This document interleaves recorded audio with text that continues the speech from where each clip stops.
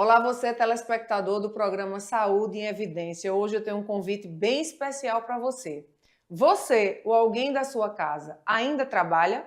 Se sim, você precisa estar comigo neste programa, porque nós vamos estar falando de uma síndrome, de um adoecimento chamado burnout. Você já ouviu falar em burnout? Se sim ou se não, fica conosco que você vai gostar muito do programa de hoje.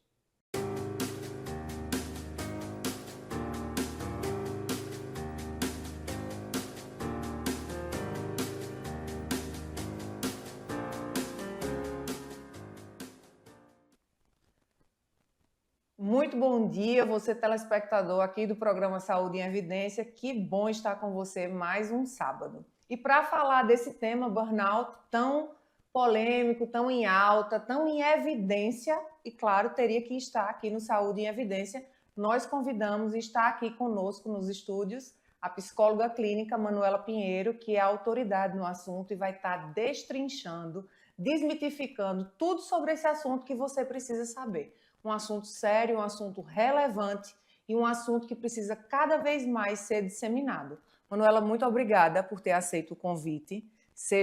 Fique à vontade e quero que você seja aqui aquilo que você é na clínica. Acolha os nossos telespectadores que abrem as portas de casa todos os sábados para nos receber. Muito obrigada em nome da TV. Eu que agradeço, Catarina, pelo convite e estendo também o agradecimento à TV LW. Que bom. Vamos começar pelo começo, não tem como fugir dessa pergunta padrão. O que é burnout? Pois é, um nome esquisito, né? Um nome esquisito e tem que saber a pronúncia certinha. Pois é, Burnout. Você vai ler burnout, mas é burnout, porque aqui a Isso. gente aprende tudo, até inglês. Burnout, ele trocando, né, do inglês para o português, é o esgotamento. Então, imagina só o que é você estar no seu trabalho e esse esgotamento acontecer exatamente ali. Você passa muito mais tempo no trabalho do que em casa. Sim, verdade. Então, esse tipo de situação, que chama-se síndrome de burnout, é justamente dentro do trabalho. Então, é muito complexo. Né? É diante de uma situação de que você está esgotada, que você não aguenta a quantidade de responsabilidade e a quantidade de exigência. Então, você realmente começa a adoecer. Então, a causa da síndrome de burnout é exatamente o esgotamento. O esgotamento e essa grande responsabilidade diante das atividades, que no caso assim elas ficam muito pesadas. O impacto do burnout na vida dos brasileiros, numericamente, a gente tem isso? É um número sim. bem expressivo, não é? É um número bem grande, né? É interessante até você falar isso, porque depois da pandemia ficou realmente muito mais expressivo isso, né? No Brasil, acredite que é mais ou menos 30% do quantitativo aí que vão para consultório, né? Com certeza Fora tem os muito que mais. ficam em sofrimento, quietinho lá, só aguentando. E sem saber até que é o burnout. Até sem saber, Isso. verdade. E aí o Brasil, ele está em segundo lugar, só perde para o Japão, que está com 70%. Então, vê a potência que é o Japão e o Brasil, né? Então, assim, e tem um dado mais importante ainda, que 12% desse quantitativo são mulheres. As mulheres, elas estão à frente dessa situação, principalmente pela carga, né, de trabalho que ela tem, a rotina realmente é muito pesada. E aí essa mulher, ela dispara ali na frente com 12%. Incrível, 12%. Né? A mulher, mais uma vez aí, sofrendo na sociedade. É sempre assim. Infelizmente, por mais que nós tenhamos já ocupado um lugar, né, de respeito no nosso trabalho, mas aí os números não mentem, né, doutora Manuela? Não. E isso acontece com frequência na clínica. Isso, e é terrível, porque até mesmo em dados, quem procura muito mais um psicólogo são as mulheres. Existe ainda uma crença de que psicólogo é para quem é doido. Sim. Né? Então, os homens, eles ainda são mais machistas. A nossa sociedade é muito machista. Muito ainda, Isso ainda afasta. Sim. E chegar com essa mulher também, essa mulher quando vem, ela vem cheia de problemas, porque faz medo, sabe? Chegar e dizer assim, eu estou doente, eu preciso de ajuda, eu preciso de suporte. Porque muitas vezes também essa família não quer olhar isso. E essa mulher, ela vem completamente desprotegida, sem rede de apoio. E a rede de apoio vem ser a gente, né? Somos nós, enquanto acolhedores, como realmente profissionais, que vai dar essa primeira escuta. E existe o receio também na clínica a partir desse diagnóstico, de como retornar para o trabalho com esse diagnóstico? Com certeza, Com com certeza. Fala um pouquinho para a gente O como que é que acontece é o funciona isso. seguinte, né? Essa mulher, né, que é muito mais, ela quando chega, ela chega muito sofrida. Então, quando eu diz para ela assim, olha, você tem um burnout, você está esgotada, que antigamente o burnout era entendido como estafa. Sim, Não lembra que a gente dizia assim, lembro. fulano estafou, É, né? Significa que ele chegou no limite dele. E essa mulher, ela não quer chegar nesse limite, porque ela está ali muitas vezes carregando uma família inteira, inteira, verdade. né? É o perfil da maioria das famílias hoje, né? De Sim, uma grande parte. A maioria não, sim. mas de uma grande parte. E aí, como essa mulher retorna para o trabalho com esse diagnóstico? É bem complicado, porque se ela precisar do acompanhamento psiquiátrico, é outra questão. Então, ela vai para lá, para esse retorno do trabalho, mas ela vem toda estigmatizada, né? É uma mulher que ela está tomando medicação, é uma mulher que ela precisa de acompanhamento psicológico e é uma mulher que ela está ali completamente fragilizada. Então, uma palavra, por exemplo, ela chega, uma palavra pode desmontá-la. E aí é muito complicado realmente ter essa recepção de novo, né? Existem algumas profissões que são mais acometidas de burnout ou não? É para todas?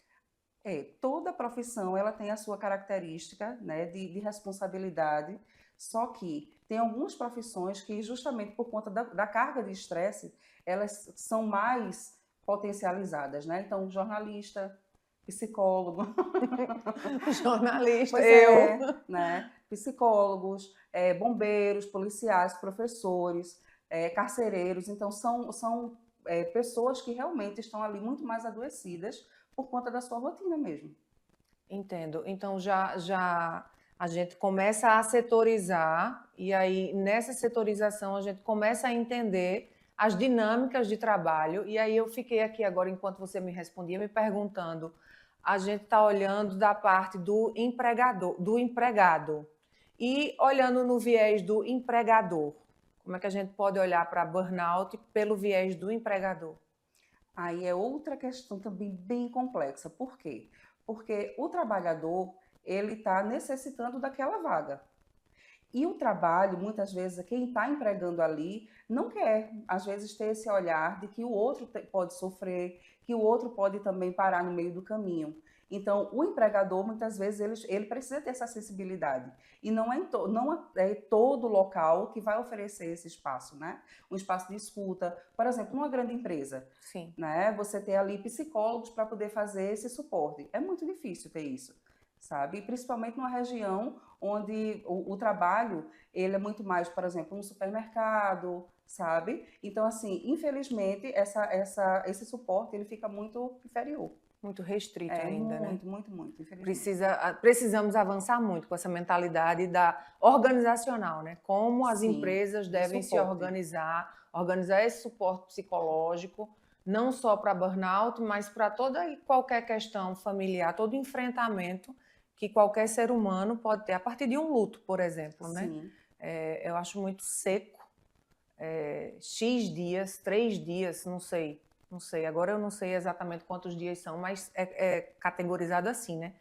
X 2 dias se for parente de primeiro grau. sim. Parece que pai e mãe são 7 dias de folga. Quer dizer, será mesmo que com Que seu sete luto se dias resolve ali, né? a gente consegue trabalhar esse luto em 7 dias e voltar para o trabalho, um trabalho que já tem uma carga tão extensa? Sim. Fala um pouquinho sobre essas questões. Isso, e trazendo outra questão também. Por exemplo, adoecimento de um filho. Como é Sim, complexo você trabalhar com uma mãe que deixa um filho em casa e precisa cumprir com sua rotina, verdade. sabe? Então, assim, a gente fala de um luto, é uma situação pontual E extremo, e né? extrema, mas no dia a dia, o próprio adoecimento do funcionário, sabe? Você chegar, você tem que trabalhar, por exemplo, com febre, trabalhar com dor de cabeça, porque o burnout, ele também apresenta um monte de situações assim, né? Que isso realmente deixa o profissional extremamente fragilizado e compromete o seu rendimento, né? Lógico. Compromete, com certeza compromete. Existe uma sintomatologia que seja característica de burnout? Sim, existem as questões mentais, emocionais, né? Que no caso é dificuldade no relacionamento, a pessoa fica com dificuldade de ter empatia. São pessoas que passam a tratar os outros assim, às vezes até como um objeto. mas não é porque elas querem, é que elas estão tão endurecidas que elas passam a tratar o outro dessa forma. Dificuldade para dormir, dificuldade para se alimentar, sabe? Baixa de libido. Tem várias situações que acabam acontecendo. A angústia, a tristeza, o choro. Imagina que você está trabalhando, tendo uma rotina muito cansativa e, de repente, alguém fala alguma coisa e você começa a chorar, sabe? E aquele choro é um choro compulsivo, do qual você não consegue parar, sabe? Então, será que esse outro vai ter o acolhimento, vai ter esse momento de parar e dizer, não, vem cá que eu estou aqui com você? Muitas vezes não acontece isso. E esse profissional, ele acaba engolindo tudo isso, chegando em casa e dando conta ainda da sua rotina de casa, sabe? E isso vira uma somatória, dia após dia. Então, é extremamente complicado. Doutora Manuela, a gente falou aí das sintomatologias, mas na prática, como é que essa pessoa, esse paciente, chega na clínica? Ele consegue identificar sozinho? É mais essa identificação sozinho? É mais o colega de trabalho? Como é na prática que funciona esse caminho até o diagnóstico? É bem complexo isso. Por quê? Porque esse profissional, ele quando chega, essa pessoa quando chega, ela muitas vezes não vai diretamente a um psicólogo ou diretamente a um psiquiatra. Ela procura, pelos sintomas físicos, ela procura um clínico geral. E aí o clínico geral faz a anamnese, faz a avaliação e, de acordo com esse histórico, ele encaminha para um psicólogo ou para um psiquiatra. Entendi. O burnout, ele é uma porta de entrada para outros transtornos psicológicos? Sim, com certeza. O burnout, ele apresenta várias características, né, como a gente conversou, desse adoecimento, que na verdade é físico e emocional. Então, diante disso, ele também abre porta para pessoas que têm já uma predisposição, por exemplo, para ansiedade, uma predisposição para depressão. Então, o burnout, ele é apenas um gatilho, sabe, para apresentar toda essa sintomatologia. Como em outros transtornos, ele também tem fases, tem etapas ou não?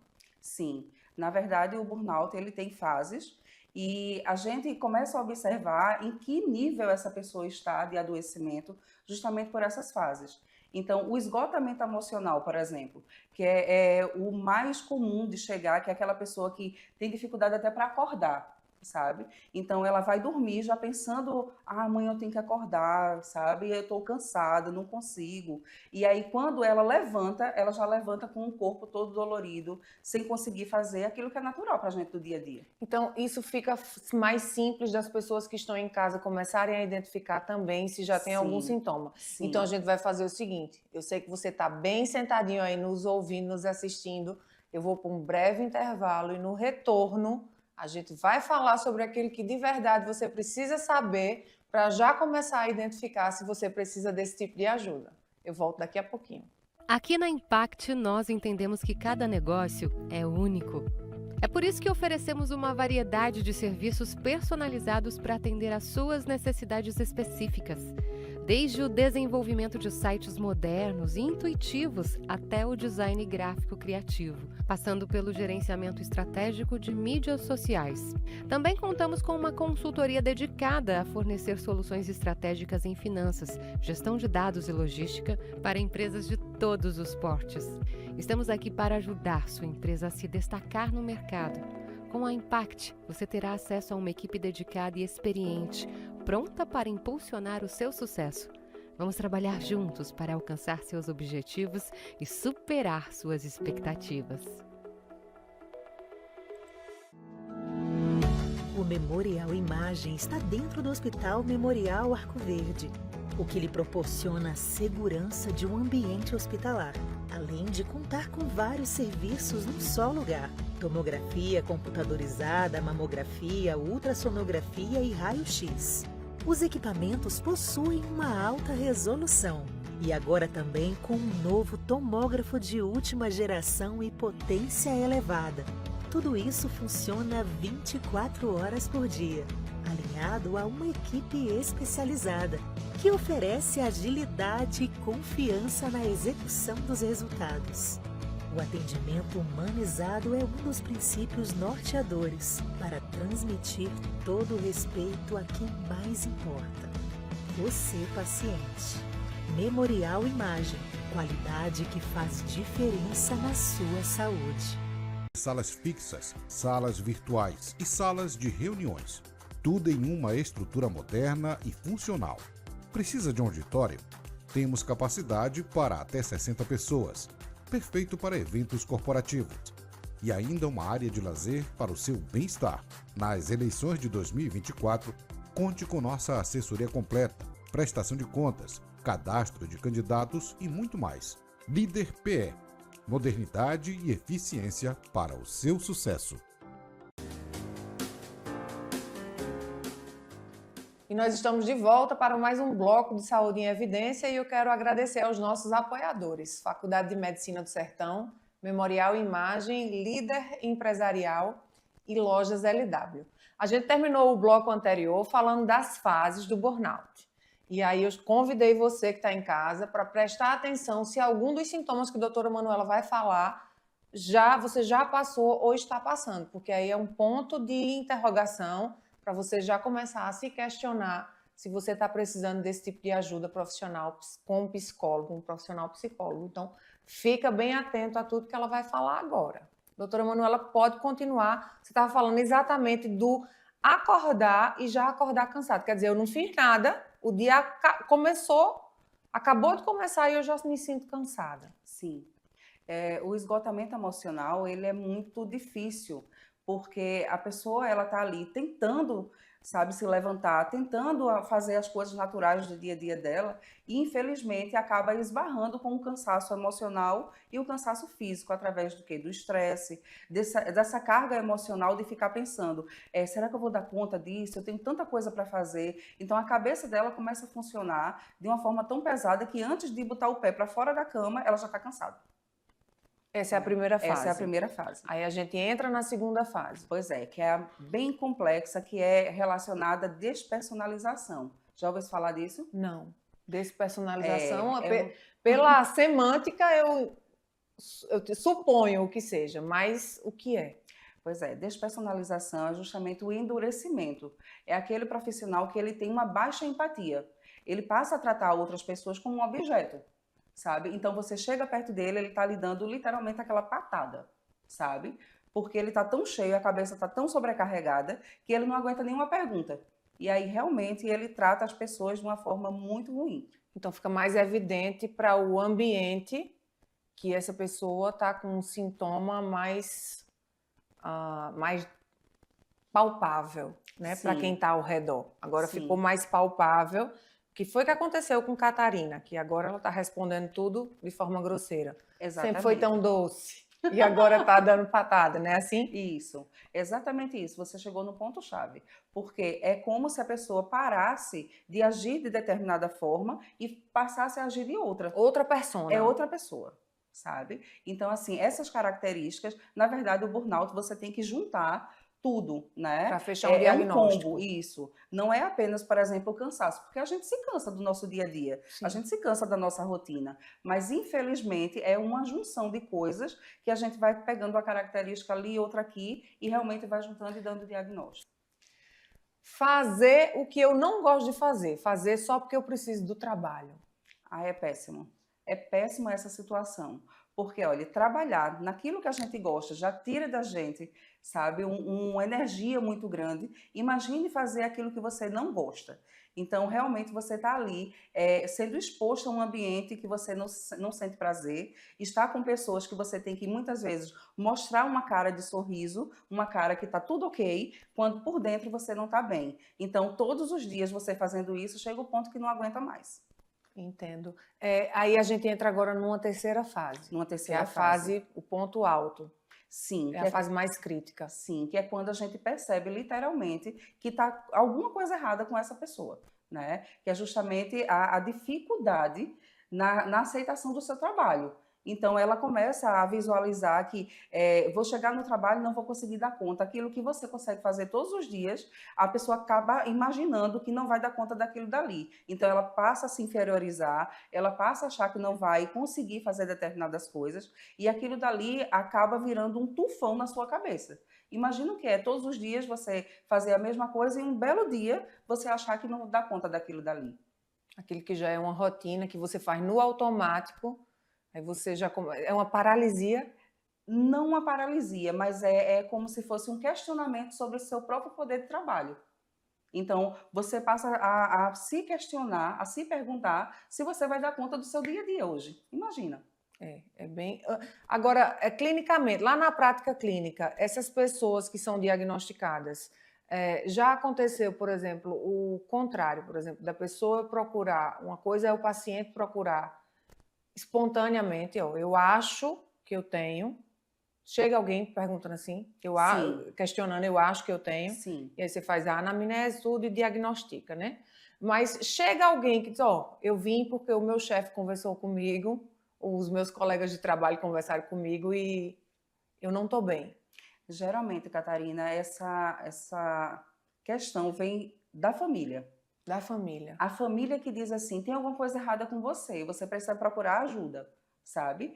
Mas assim, às vezes, dentro do seu espaço de trabalho, é muito difícil isso acontecer, Infelizmente, né? infelizmente. Porque no ambiente de trabalho é um lugar também de ajuda, né? Então, se você trabalha, se veja como essa pessoa que pode ajudar o seu colega de trabalho. E ajudar não é trazer carga para você, muito menos mais trabalho para você. Ajudá-lo indicando, às vezes, até uma conversa, um olho no olho, na hora do cafezinho. Eu estou percebendo que você não está bem. Esse apoio, né? Às vezes uma palavra de apoio, às vezes você só saber Sim, que alguém ali se importa sim. faz toda a diferença. O ambiente de trabalho, ele tem um poder de agravar o burnout, você falou gatilho, de ativar esse gatilho? Tem sim. Até mesmo porque o ambiente ele tem que ser um ambiente favorável. Imagina que é você sair de casa, que é o local onde você se sente acolhido, abrigado, e ir para o teu local de trabalho onde você tem medo de tudo, sabe? Então, trabalhar num ambiente tóxico, um ambiente estressante, um ambiente que não te dá oportunidade de crescimento, faz com que você realmente recaia a sua qualidade e principalmente você se sinta mal naquele lugar. Você falou uma terminologia aí que está muito em evidência, que é tóxico. O que vem a ser, na prática, um ambiente de trabalho tóxico? Basicamente, é um ambiente do qual você se sente acuado, né? Um ambiente que é muita fofoca, sabe? Você que não é reconhecido. Não tem aquelas pessoas que dizem assim: eu trabalho, trabalho, trabalho e não saio do lugar? O fulano chegou há pouco tempo e já tem uma promoção, já consegue ter um salário melhor, e eu estou aqui há não sei quanto tempo e eu não saio do lugar. Então, essa perspectiva faz com que você comece a se questionar sobre o seu próprio valor, sabe? E a partir desse momento, o burnout ele começa a se instalar, porque se você, por exemplo, tem uma ansiedade, e aí a ansiedade ela potencializa todos esses pensamentos, sabe? Você cria cenários na sua cabeça de que seu patrão, seu amigo, ele está fazendo coisas contra você. Então, são todas questões aí que a gente precisa realmente dar um enfoque maior.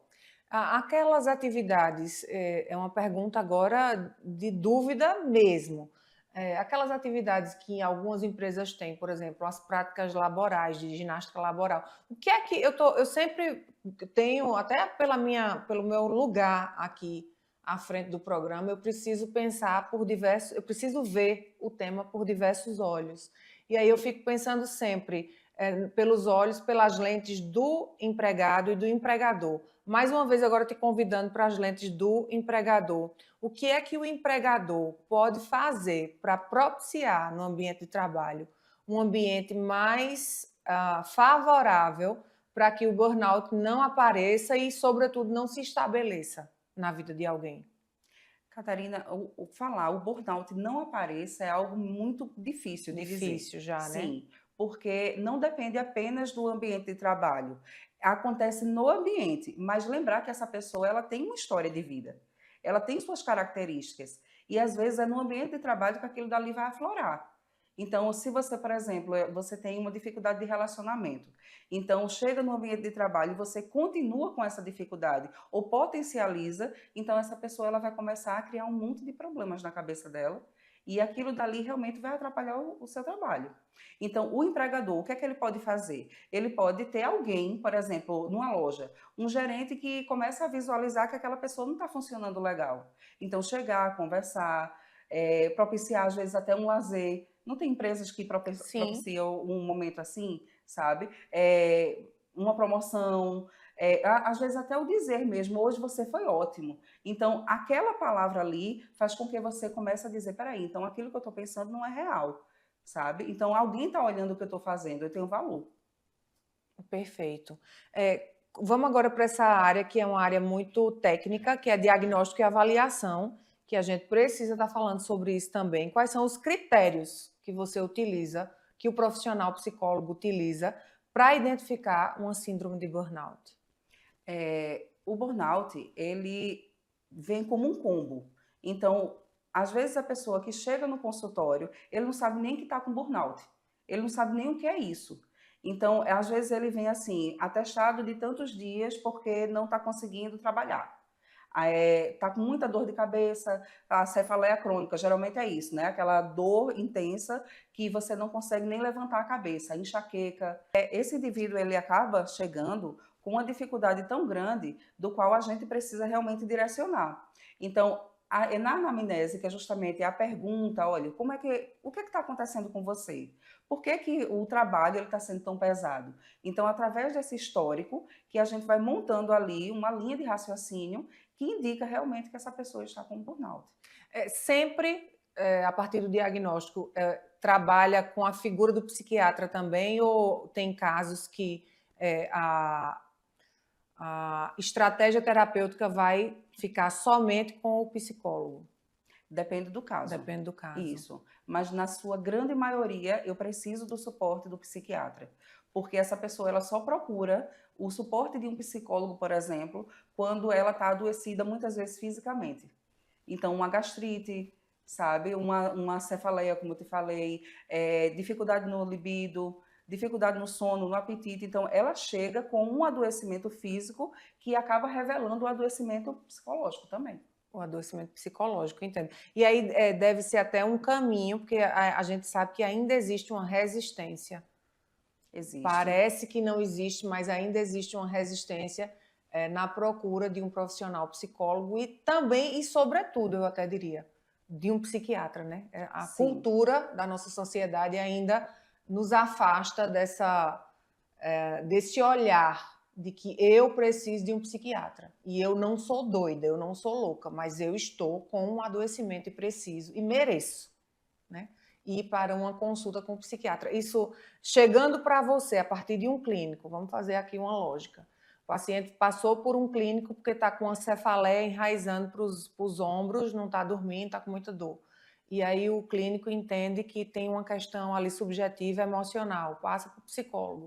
O psicólogo vai diagnosticar e vai trabalhar em parceria com o psiquiatra. Essa parceria é até um facilitador para essa pessoa cuidar, porque muitas vezes precisa desse cuidado psiquiátrico, e que se fosse por outra via, se o clínico mandasse direto para o psiquiatra, jamais chegaria em sua clínica. Isso. E muitas vezes é isso que acontece. O clínico geral encaminha para um psicólogo e o psicólogo encaminha para o psiquiatra. Porque a palavra psiquiatra às vezes até assusta mesmo. E o psicólogo é como se fosse, eu vou conversar. Sabe, a gente ainda tem essa imagem do que vai bater papo, né? Que vai conversar, vai bater papo. E não é isso, né? O acompanhamento psicológico, ele realmente promove uma estratégia de caminho. Então, aquela pessoa que ela chega com dificuldade de entender o que está acontecendo com ela, a primeira coisa que vai ser feita é, por que isso aconteceu? Então, a gente vai identificar a causa.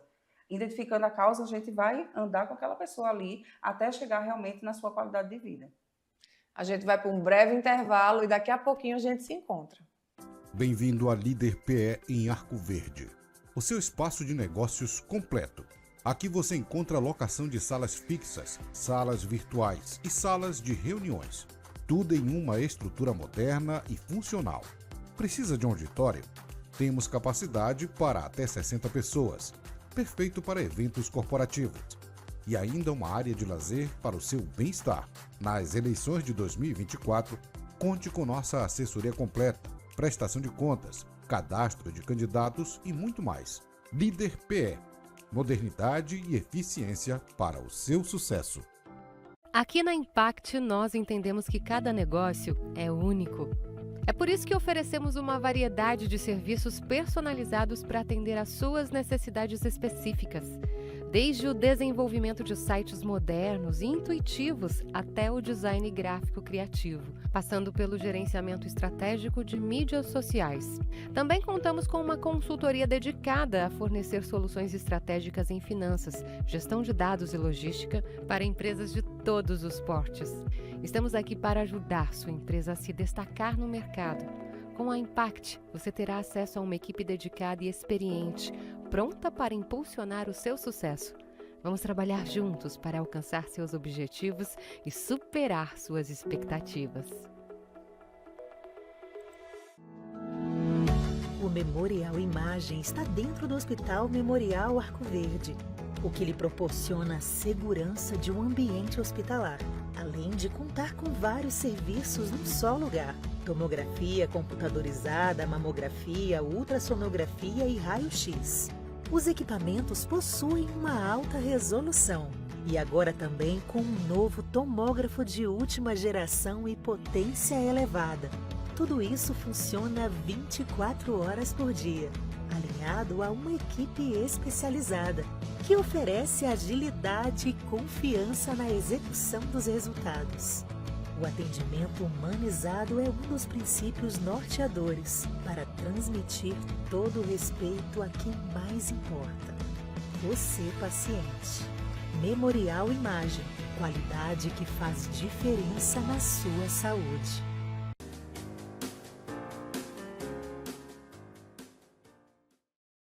Estamos de volta com mais um bloco aqui do Saúde em Evidência e agradecer, é claro, aos nossos apoiadores. Faculdade de Medicina do Sertão, Líder Empresarial, Memorial Imagem e Lojas LW. Doutora Manuela, a gente está falando aqui muito da patologia, das sintomatologias. Agora vamos falar de prevenção, porque saúde é muito bom quando a gente tem a oportunidade de falar em saúde de forma preventiva. Qual a estratégia para prevenir burnout? Ou quais estratégias? Sim. Vamos lá. Qual é o contrário de doença? Saúde. E se for prevenção? Boa. Ó, me pegou, viu? Me pegou e não pode nem cortar. Então vamos, me ensina. Pensamos que o contrário do adoecimento é a saúde. Mas antes de ter a saúde, eu preciso prevenir. Então eu preciso me cuidar. É aí onde mora a questão. Não estamos acostumados a nos cuidar. Estamos acostumados a estar lá no adoecimento e procurar ajuda ali, sabe? Mas antes do adoecimento, existe sim algumas características que eu posso procurar suporte. E aí é onde entra, por exemplo, o acompanhamento psicológico. Quando eu percebo que eu não estou dormindo bem, quando eu percebo que eu não estou interagindo com as pessoas, estou me isolando. A pandemia trouxe muito isso. O isolamento. O isolamento. Trouxe a dificuldade de relacionamento. Então, quando eu percebo que eu estou com algumas características que não são naturais minhas, então eu preciso procurar ajuda. E aí é onde mora a prevenção. Se isolar no mundo do telefone, nesse mundo aqui virtual, é também uma forma de a gente terminar caindo aí num processo de ansiedade, caindo num burnout? Um caminho. O burnout talvez não tanto com a questão de tela, mas a ansiedade que pode levar ao burnout, sim. Certo. Porque a ansiedade é justamente isso. Você começa a criar cenários, como eu te falei, a correr de relacionamentos, porque a tua cabeça está ali imaginando muitas coisas e você acaba realmente adoecendo e adoece de várias formas. Por exemplo, um ansioso, muitas vezes ele vem com algumas questões de alergia, com dificuldade para dormir, com apetite, né? Dificuldade no apetite. Então, ou você come demais, ou você acaba não comendo. Então, é uma quantidade de sintomas que tem ali que a gente precisa realmente estar observando melhor. Né? A gente sempre gosta aqui no programa de levar uma questão muito prática para você que está em casa, para te ajudar, se você hoje não tem essa condição, por vários fatores, de procurar um psicólogo, sabendo que também no SUS existe essa rede de apoio que é muito forte, é muito importante ressaltar, mas já para você em casa e se cuidando, a gente sempre dá esse presente para vocês. E aí é onde eu vou perguntar, doutora Manuela, a questão do autocuidado. O que é que, se o meu telespectador, a minha audiência, começar a fazer hoje em casa, vai começar também a ajudar nesse processo de algum adoecimento emocional? Imagina o que é você ter um objetivo enorme e todos os dias você trabalhar em cima daquilo dali, mas esse objetivo parece estar cada vez mais distante. Então você fica bem com isso? Não. Então, uma das coisas é realmente você começar a pensar em objetivos mais claros, mais palpáveis. Então, se eu, por exemplo, eu começo a me organizar para daqui a um mês fazer uma viagem. Então, eu tenho todo esse tempo para poder fazer uma programação, né? Assim, então, minha cabeça vai se organizando diante daquela problemática. Mas se eu fico, eu quero comprar uma casa e a casa custa, sei lá, 500 mil, e eu não tenho esse 500 mil, eu vou sofrer com isso, não vou? Então, é mais ou menos nessa linha. Eu tenho que ter uma programação em cima daquilo que realmente vai me fazer bem. Então, o lazer, a higiene do sono, que é extremamente importante, você ter uma qualidade de sono, no outro dia você vai poder ter uma execução de trabalho legal. Então, o burnout também, ele apresenta isso aí. Você começa a ter uma dificuldade no sono e trabalhar realmente caindo, sabe? Então, vê a quantidade de coisas que vão aparecendo e que é justamente naquele momento que eu te falei, que é da anamnese, que a gente vai puxando e conseguindo compilar tudo para entender. Perfeito. Doutora Manuela, existe um ponto de encontro entre dois adoecimentos emocionais? Por exemplo, eu não sei, toda pessoa que é diagnosticada com burnout é também diagnosticada com ansiedade ou não? Na maioria das vezes, sim. Porque a ansiedade, olha, ansiedade e depressão são os dois pilares que a gente trabalha, sabe? Lógico que existem outros transtornos, outros diagnósticos, lógico. Porém, a ansiedade é algo que é tão presente que ela está até na criancinha, sabe? Principalmente quando você falou de tela, a criança que passa muito tempo na tela, ela passa a desenvolver essa ansiedade. E realmente vai ser, se é uma criança ansiosa, com certeza vai ser um adulto ansioso. Você falou aí, né, desse pilar, ansiedade e depressão, e a gente sabe que numericamente o quantitativo de pessoas que estão acometidos desses dois adoecimentos emocionais é bastante significativo. Sim. Será que a gente pode, é lógico que o tema do programa foi burnout, mas eu acredito que existe um diálogo, né? Existe uma conversa entre esses adoecimentos.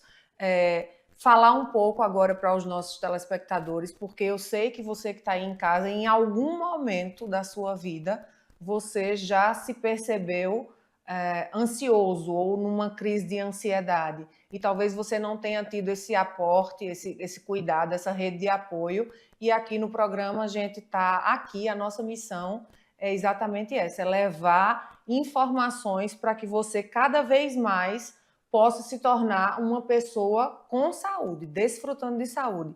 Então, quando a gente olha para a ansiedade e depressão, na prática clínica, o que é que você tem hoje para dizer aos nossos telespectadores, para sinalizar quais são os pontos gatilho para um despertar que isso é uma ansiedade? Primeiro, não normalize a ansiedade. Perfeito, isso aí. Nós somos todos ansiosos, porém, a gente não pode entender que isso daí é algo natural, a ponto de só procurar ajuda quando o adoecimento bater na nossa porta, sabe? Então, eu sou ansiosa, mas eu tenho que trabalhar isso a ponto de ter controle sobre as coisas e não me deixar levar, sabe? E só procurar realmente ajuda quando eu não aguento mais. Por exemplo, vamos lá para a prática, no nosso dia a dia, vou me colocar agora no lugar dos meus telespectadores. Por exemplo, uma amiga liga, eu tenho um negócio para te contar, mas eu não vou contar agora não, porque eu sei que você não é ansiosa. E, de fato, se fizer isso comigo, por exemplo, tá tudo certo, porque eu não vou ficar pensando, eita, o que é que Manuela quer me contar? Não fico. Isso descaracteriza de eu ser ou não ser ansiosa, por eu não ficar nessa expectativa de o que será que ela tem para me dizer? Ou por que será que Manuela passou por mim hoje de cara feia? Na verdade, você às vezes nem me enxergou, porque se for eu e eu tiver sem óculos, eu não enxergo mesmo. Então, assim, descaracteriza eu ser ansiosa ou não.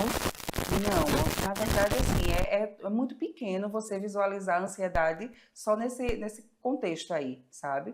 A ansiedade, ela pega a gente quando é o TAG, né? Que é o transtorno de ansiedade generalizada. Que aí sim é quando o adoecimento está instalado. Então, essa situação aí faz com que você comece a visualizar como esse paciente, por exemplo, chega. Então, ele já chega, sabe aquela pessoa que está batendo a perninha o tempo todo, Sim. sabe? O coração acelerado. Então, são muitos sintomas, e não só o deixar de falar, ou não você falar alguma coisa e você conseguir esperar. Não, é muito mais além. É uma dificuldade que atrapalha a minha qualidade de vida e o meu dia a dia. Quando você diz não vamos romantizar a ansiedade, o que é que talvez você que está aí em casa esteja fazendo, romantizando a ansiedade sem perceber que é uma ansiedade? Quais são os sintomas? Imaginam que é uma pessoa que ela vai sair e ela fica ali trocando de roupa várias e várias vezes naquela angústia de conseguir se sentir bem. Aquilo dali é algo natural? Não. Mas é um cenário muito comum. Então, como é que eu posso dizer que isso é tranquilo, que isso é natural? Eu não posso romantizar, nem dizer que isso é tranquilo, sabe? Porque isso causa dor, isso causa um problema na vida dessa pessoa. Todas as vezes que ela for para algo novo, ela vai ter justamente essa dificuldade de enfrentar, sabe? De lidar com isso, vai ser sempre um problema. Nas questões físicas, como a gente pode se olhar e perceber alguma inquietude, que isso seja um sinal, uma sinalização para um quadro de ansiedade? Sim. Você falou nos pezinhos. Isso, nos pezinhos nervosos. Tem mais algum comportamento que vocês que estão em casa possam identificar como talvez uma ansiedade? Sudorese, taquicardia. Então, são os mais comuns, sabe? O próprio medo, a voz cortando, sabe? Então, são sintomas que você começa a observar que o outro não está tão legal assim. Qual é a ponte? Se eu posso chamar de ponte, me corrija. Qual é a distância, qual é a ponte entre uma ansiedade e uma depressão? Um quadro de ansiedade e um quadro de depressão. A gente falou em etapas, em níveis, quando a gente falou em burnout. Olhando para a ansiedade, quais seriam esses níveis até a gente chegar na patologia depressão? Eu sempre digo que a ansiedade é a porta de entrada para a depressão, porque geralmente o depressivo ele já teve históricos de fortes crises de ansiedade. E aí é por isso que a gente tem que analisar realmente cada caso, que é uma coisa realmente importante, Catarina. Cada pessoa que entra, ela entra com seu histórico e com a sua demanda. Então, não é um nivelamento. Você não está assim para o burnout que a gente está conversando. Não é todo mundo que tem burnout porque está trabalhando. Não, o trabalho ele até ajuda, mas é essa toxicidade do trabalho, o esgotamento do trabalho, sabe? O alto nível de ansiedade, de responsabilidade, que vai fazer com que realmente você desencadeie um adoecimento. A gente vai precisar chamar um breve intervalo e eu encontro você daqui a pouquinho. O Memorial Imagem está dentro do Hospital Memorial Arco Verde, o que lhe proporciona a segurança de um ambiente hospitalar, além de contar com vários serviços num só lugar: tomografia computadorizada, mamografia, ultrassonografia e raio-x. Os equipamentos possuem uma alta resolução e agora também com um novo tomógrafo de última geração e potência elevada. Tudo isso funciona 24 horas por dia, alinhado a uma equipe especializada, que oferece agilidade e confiança na execução dos resultados. O atendimento humanizado é um dos princípios norteadores para transmitir todo o respeito a quem mais importa: você, paciente. Memorial Imagem, qualidade que faz diferença na sua saúde. Bem-vindo à Líder PE em Arco Verde, o seu espaço de negócios completo. Aqui você encontra locação de salas fixas, salas virtuais e salas de reuniões. Tudo em uma estrutura moderna e funcional. Precisa de um auditório? Temos capacidade para até 60 pessoas. Perfeito para eventos corporativos. E ainda uma área de lazer para o seu bem-estar. Nas eleições de 2024, conte com nossa assessoria completa, prestação de contas, cadastro de candidatos e muito mais. Líder PE. Modernidade e eficiência para o seu sucesso.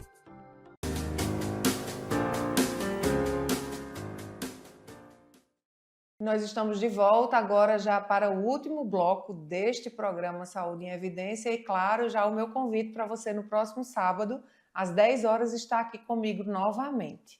Doutora Manuela, a gente falou aí um pouco agora dos quadros de ansiedade, desse despertar para que comportamentos eu estou tendo que pode sim sinalizar que eu estou aí num processo de ansiedade. E aí eu volto lá para aquele ponto de encontro entre a ansiedade e o burnout, e aí eu fico me questionando, porque eu perguntei a você em algum momento sobre a ponte que é feita entre o profissional da psicologia e o psiquiatra. Como é que esse paciente diagnosticado de burnout, ele lida com essa nova perspectiva, com essa nova realidade de agora eu tenho burnout, fui diagnosticada, e agora eu preciso desse suporte psiquiátrico, que muitas vezes, acredito que na maioria das vezes, precise aí de um aporte medicamentoso. Como é que o paciente lida com essa nova realidade? Porque parece que é um problema em cima de outro problema na cabeça de quem já está com um quadro de ansiedade, de burnout. Como é que o paciente lida com essa nova estrutura? Na verdade, Catarina, não parece. É um problema real. Que quem chega a um psicólogo muitas vezes está correndo da medicação. Então, quando a gente faz a indicação, sabe, vá para um psiquiatra, aquela pessoa já olha você diferente. Porque a medicação realmente ela se torna um peso. Até mesmo porque imagina você ter que tomar medicação no trabalho. E isso acaba sendo realmente uma questão que acaba sendo trazida para dentro do consultório. Eu não quero mostrar às pessoas que eu estou fragilizada dessa forma. E a medicação, ela está mostrando que você está precisando de um suporte, sabe? É diferente de você sair do seu ambiente de trabalho e ir até o acompanhamento psicológico. Uma sessão, você não está ali naquele ambiente, mas a medicação vai ser necessária no teu ambiente. E aí, como se a gente pudesse aqui ajudar essas pessoas que já estão diagnosticadas, estão assistindo a gente, já passaram pelo médico psiquiatra, estão fazendo uso da medicação, teria alguma palavra, alguma estratégia para que essa pessoa que está nos vendo pudesse ter um melhor relacionamento com essa nova realidade de tomar remédio, por exemplo, no ambiente de trabalho? Eu sempre digo o seguinte, não tenha medo de se cuidar. Seja o que precisar, se você precisar da medicação, que geralmente a ida a um psiquiatra é com a perspectiva de, por exemplo, 6 meses de tratamento. Então, em 6 meses, eu digo, você vai estar ótimo. Então, não é melhor pensar no fim do que pensar simplesmente no processo de todos os dias ter que tomar um remédio? Porque você precisa daquilo dali. O mesmo que alguém, por exemplo, que está ali com a pressão arterial alta. Ela não tem que tomar todos os dias para estar bem? Então, por que um adoecimento psicológico, que é isso também um grande ponto que a gente precisa alertar, é muito fácil você mostrar o adoecimento físico, sabe? Eu estou com corte, eu tenho como comprovar, mas o adoecimento psicológico, ele é difícil de ser mostrado, porque o outro não enxerga, então o outro duvida daquilo dali. E muitas vezes, para enxergar, eu tenho que mostrar a minha fragilidade, eu tenho que fazer essa exposição. Sim. E sobre essa exposição é outra problemática. Outra. As pessoas não estão dispostas, nós não estamos dispostos a nos expor naquilo que nos fragiliza. Sim. E mais ainda, imagina o que é para você estar sofrendo com a dor, sabe? Administrar aquilo dali e ainda ter que comprovar sobre sua dor. Então, não é fácil de jeito nenhum. Qualquer adoecimento psicológico, ele tem uma carga muito maior. Porque você está lidando com suas questões e ainda tem que lidar com aquilo que o outro acha sobre você. É claro que não é simples e cada pessoa traz as suas bagagens emocionais, cada um vai lidar com o contexto, essa nova rotina de uma forma diferente, né? Em 100 pacientes você vai ter talvez 90 comportamentos, né? Outros 10 muito semelhantes, mas vai ter essas diferenças, porque nós somos diferentes, então cada um vai se comportar a partir de um histórico. Mas quando você olha para esse paciente, e o psicólogo tem muito disso, né, do aconselhamento. pautada aí nas suas técnicas, na sua ciência, que aconselhamentos seriam esses para quem está em casa? Se você pudesse dar uma palavra de aconselhamento, de conforto para essas pessoas se apropriarem dessa realidade e olhando não para as etapas, mas para a finalidade. O fim dessa etapa é a finalidade de você restaurar, restabelecer sua saúde e o seu bem-estar. Que palavras seriam essas? Seria justamente continue. Continue. Sabe? A questão de realmente você continuar te dá a possibilidade de que hoje está doendo, mas amanhã pode ser uma outra perspectiva. Mas você precisa começar de algum lugar. Né? Então, estar com esse paciente significa eu estou com você. Outra questão que eu falo muito dentro de consultório é que quando alguém chega com a sua dor, eu digo você veio com 100%. Sabe? Mas a partir do momento que você está dividindo comigo, então eu fico com 50, você fica com 50. Então você já sai mais leve, sabe? Então só o fato de você dizer que está com alguém, estou segurando na tua mão, te dá um alívio, um conforto emocional, né? Então, mais uma vez, fica aí reforçado a importância de não negligenciar, de não romantizar, como a doutora Manuela falou, qualquer coisa que você note que está fazendo com que você entre em sofrimento. Aquele que não doía está doendo, então é um ponto de observação e fazer essa procura. E como eu disse, né, e até vou pedir para que você fale, porque aí você fala com propriedade, é diferente de eu falar, da importância da gente estar falando que existe esse serviço, essa rede de apoio no Sistema Único de Saúde. Porque talvez você esteja em casa pensando, quanto é uma consulta? Como é que eu vou ter acesso? Ou quando eu vou poder ter acesso? Mas a gente sabe que a gente, na rede pública, a gente tem esse suporte. Eu gostaria que a senhora validasse, que você validasse essa importância das pessoas procurarem a ferramenta SUS. Que bom que você falou isso, porque eu sou uma profissional dos dois lados. Eu sou a profissional do público e do privado. Então, o mesmo paciente que pode procurar na rede pública, ele também tem na rede privada e ele tem o mesmo tipo de serviço. Então, você que está aí do outro lado, que está em sofrimento, pode procurar o postinho de saúde, que lá você vai ter toda a orientação, pode procurar também o hospital, que o hospital também já encaminha para a gente. Então, é uma rede de apoio que o seu município com certeza tem. Então, é procurar já, não deixar para amanhã, porque mais um dia de sofrimento você não merece. A gente está aqui sempre alertando você para isso. Doutora Manuela, a gente está chegando no final do programa e eu quero agora que você fique bem à vontade aí com as câmeras para trazer uma mensagem geral para todas aquelas pessoas que estão no enfrentamento específico agora de burnout, que foi o nosso tema central do programa. Uma palavra de um reforço positivo, um carinho para todos os telespectadores que pararam neste sábado pela manhã para ouvir mais, conhecer mais sobre a síndrome de burnout, que pode ser que seja você que esteja nos assistindo ou você seja a família, que é tão importante, a primeira rede de apoio, a maior rede de apoio deve ser do paciente, ou você que trabalha e já percebeu que algum colega seu ou você mesmo está em sofrimento. Use agora as nossas câmeras para falar essas palavras carinhosas aí com os nossos telespectadores. O que eu digo a vocês é que realmente procurem ajuda. Não somos máquinas e ainda assim uma máquina precisa de manutenção, imagine nós. Então procure o apoio psicológico, procure uma orientação, leiam, procurem se informar, porque é através disso que realmente você vai estar ali cuidando não só do seu corpo, mas de sua mente. Infelizmente, como eu falei, a gente trabalha, a gente recebe pessoas que estão ali no adoecimento e que nem percebem.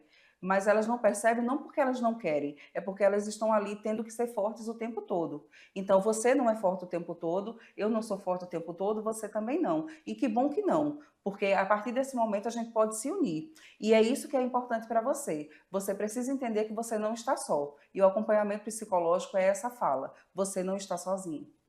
Que bom saber que você não está sozinho, que eu não estou sozinha, que a doutora Manuela não está sozinha. E ouvindo aí a sua fala, me veio a importância de a gente também aproveitar esses minutinhos finais para falar sobre que a gente sabe que existe, isso é real, e você vai ratificar isso, de como é importante essa rede de apoio chamada família, de quando a família negligencia e até exclui, como se a pessoa, como se fosse uma frescura, como se fosse um vitimismo, como se fosse qualquer outra coisa e não validasse aquele adoecimento emocional. A importância dessa família. A família é tudo. Trabalhar com um paciente que ele não tem suporte familiar é praticamente dizer que a gente vai nadar e morrer na praia, sabe? Então, a gente precisa, sim, do suporte. Por exemplo, quando eu atendo adolescentes, eu não atendo apenas o adolescente, eu atendo a família inteira, porque ele é o reflexo daquilo que ele também vê dentro de casa. O adulto, ele é o reflexo do seu contexto, então eu não posso fatiar essa pessoa e trabalhar apenas o adoecimento. Eu tenho que trabalhar justamente todo o contexto para saber por que ele entrou naquilo dali. Então, fica aí reforçada a importância de você, família, pai, mãe, tio, às vezes é um tio, às vezes é um primo, quem identifica e quem chega junto, e aí você não tenha medo de ajudar. É importante que você ajude, que você sinalize para essa pessoa, que você acolha essa pessoa. Você não vai ser diminuído, pelo contrário, você vai se sentir ainda melhor apoiando alguém que é da sua família. Doutora Manuela, as pessoas estão querendo saber, claro, eu também estou querendo saber, e a gente precisa deixar isso aqui. Como encontrar a doutora Manuela Pinheiro? Então, fique à vontade também para passar aí as suas redes sociais, o WhatsApp, o contato da clínica. Esse é o momento das pessoas que estão nos assistindo encontrarem a doutora Manuela. Vai ser um prazer encontrar vocês.